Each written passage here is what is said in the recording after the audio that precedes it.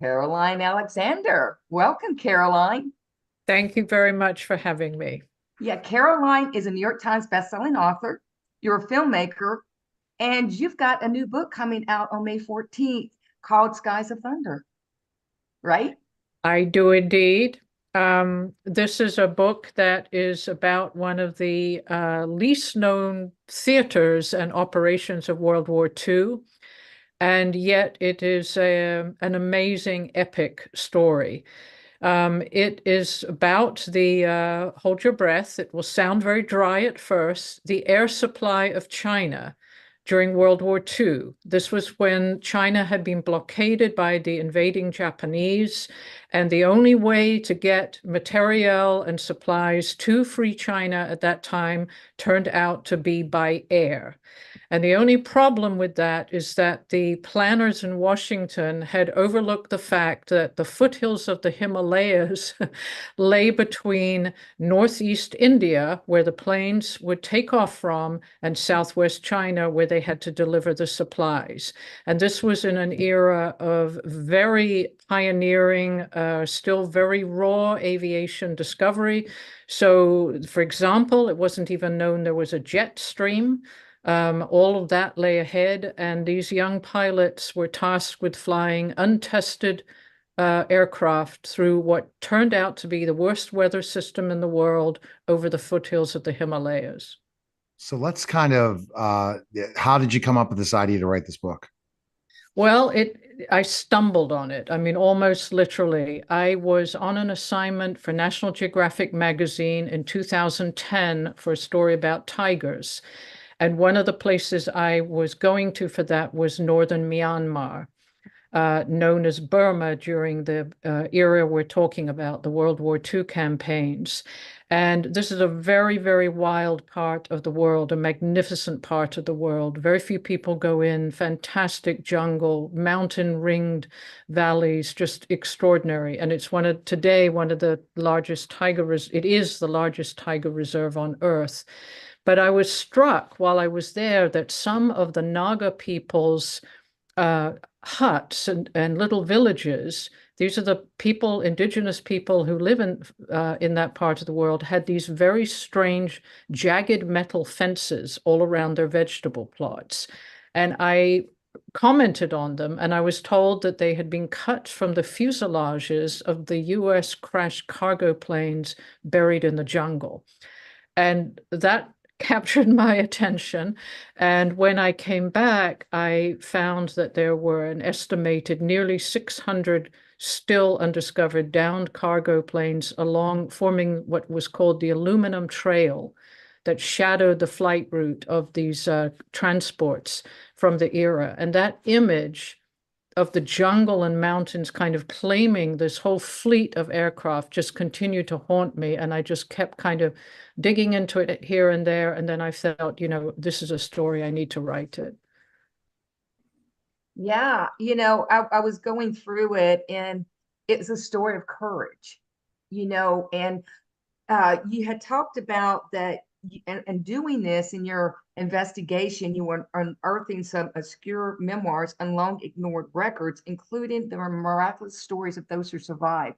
And I'm thinking to myself as a writer, like, oh my goodness, what was going through your head when you were discovering all this and reading through all of this information from the past?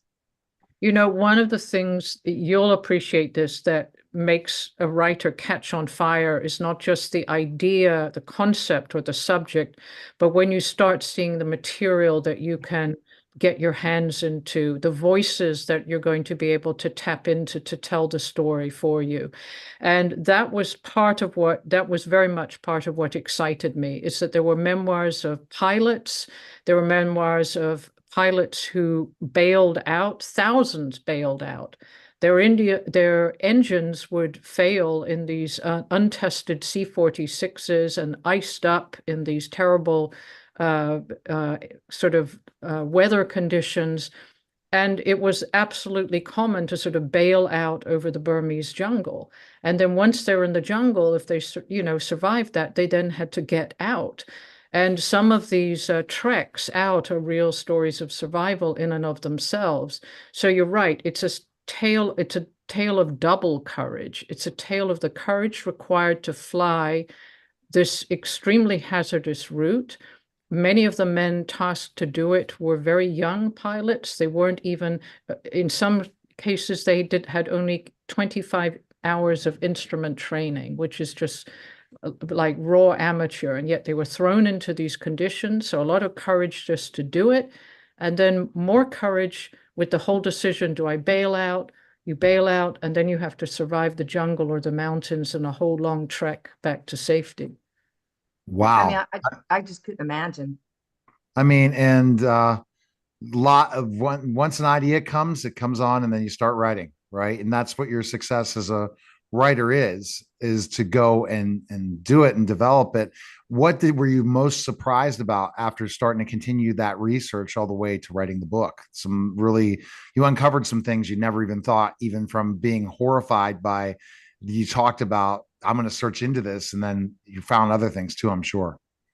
Well, I'd say first of all, I've never been more surprised by what I call the big picture. And what I mean by that is my ignorance about the whole theater, this China-Burma India theater, or CBI theater, was profound. And I like history, and I am interested in World War II. And I was sort of staggered that I knew, and embarrassed that I knew almost nothing about it. So I can say one of the exciting things was that everything was a discovery for me. The other thing, a sort of darker discovery, was the extent to which the American effort to aid China had been the result of a very concerted propaganda campaign. There was a very strong pro-Chinese lobby, largely led in great part by Henry Luce, the media titan who controlled Time Life and also March of Time, which in those days was, great source of the American public's knowledge of news. And he was the child of American missionaries to China. And he literally believed it was America's God-given destiny to be partners with this country that he imagined would become a Christian democratic nation to be a partner with the US. And so all the stories that came out to the public were very carefully curated to imply that Chiang Kai-shek was, fighting the Japanese and so on and so forth. Wow. I mean, it's quite very, very interesting. And it's something that I did not know. And Sherry, I'm sure you didn't before. I didn't. It's crazy. I never heard of the hump, which is now called the aluminum trail, right? Yes. Yeah, I've never heard of that in the history. And you mentioned Churchill, and I'm thinking, there had to be you're an award-winning historian, but I'm going like, wow, there has to be a lot you needed to know, not just about military, but about aviation. Was that a lot that you had to dig into? Did you have any information going into it to make this accurate? That's a very astute question. I had the benefit, I think two benefits. One, I actually am afraid of flying. And I think that helped channel the kind of sense of awe for what the pilots went through. But my partner is a former Navy combat pilot who flew low-level reconnaissance over North Vietnam. And his reward for surviving is he's built his own small jet prop plane. And I fly in the right seat of that with him, which means as passenger, not doing anything. But I am up front, at least watching how things work and controls work. And I can say that my fear of flying has lessened, but my sense of awe at the multitude of skills that are required to be a true world-class pilot is enhanced. I mean, you have to know about weather. You have to have a real head for maps and directions, and just a feel for your aircraft. It isn't just getting in like behind a car and so forth. Multi-dimensional, skill sets. And so that helped guide me in terms of the terminology and the mechanics and the feet. And also I had sounding board to say, you know, how difficult was this really? Is this a tall tale that somebody's told and doesn't make sense?